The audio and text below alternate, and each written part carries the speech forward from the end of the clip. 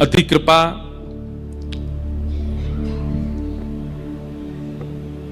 मासानाम मार्गशीर्षो हम, भगवान कहते हैं कि मार्गशीर्ष महीना मेरा स्वरूप है, लेकिन उस मार्गशीर्ष महीने में भी ठाकुर जी की प्राप्ति इतनी सहज नहीं है जितनी सहज भगवत प्राप्ति कार्तिक मास में।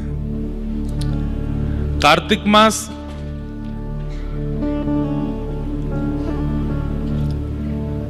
जिसे दामोदर मास भी कहते हैं, मतलब एक प्रकार से जितने महीने हैं प्रत्येक महीने में आपको साधन करना पड़ेगा, आपको ठाकुर जी को रिझाना पड़ेगा, आपको ठाकुर जी को प्रसन्न करना पड़ेगा, तब ठाकुर जी रिझेंगे। लेकिन कार्तिक मास में तो ठाकुर जी बंधते हैं, प्रेम पाश में बंधते हैं। या ऐसा मैं कह दूं कि साधकों के लिए मार्गशीर्ष मास होगा,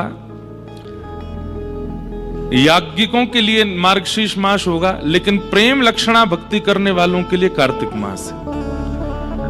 क्योंकि इसी मास में यशोदा मैया की रस्सी में बंध गए ठाकुर जी, और ठाकुर जी बंद करके संकेत करते हैं कि अगर कोई अपनो प्रेम प्रस्तुत करेगो, अपने अटूट प्रेम से मुंह को चाहेगो, तो या महीना में मुंह को बांध सके जैसे मैया ने बांध लियो। और तो ठाकुर जी को बांधने की सामर्थ्य ब्रह्मांड में किसी में आई नहीं, लेकिन इस कार्तिक मास की कैसी योग्यता कि विश्व को मुक्त करने वाले परमात्मा भी इस मास में बंध गए। जो परमात्मा किसी के बंधन में नहीं आ सकते वो इस मास में बंधे हैं, इसलिए ये मास सबसे श्रेष्ठ है, कार्तिक मास। शाम को कथा के बाद थोड़ी एक सॉल एक्स्ट्रा पहन लिया कीजिए और फिर गंगा जी जाया कीजिए, और श्री गंगा जी के तट पर बैठ करके दीप जलाया कीजिए। दीप दान तो यहां करेंगे तो दीपक तो पहले ही उल्टा हो जाएगा।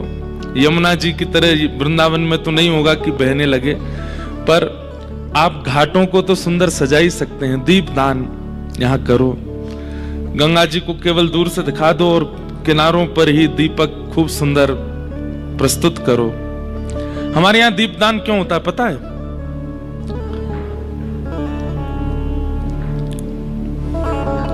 श्रावण मास आदि जब निकल करके जाते हैं तो इतनी वर्षा होती है कि वर्षा के कारण मतमैला हो जाता है यमुना जी का जल।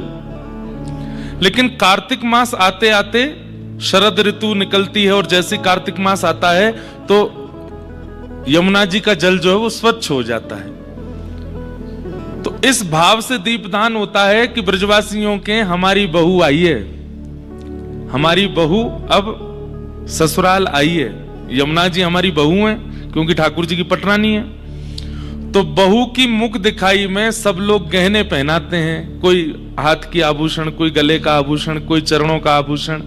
अब आभूषण तो नहीं पहना सकते पर आभूषण की तरह चमकने वाले दीप दान करते हैं और श्री यमुना जी का श्रृंगार करते हैं। मुंह दिखाई में ब्रजवासी जन यमुना जी को सजाते हैं, उस भाव से दीपदान होता है।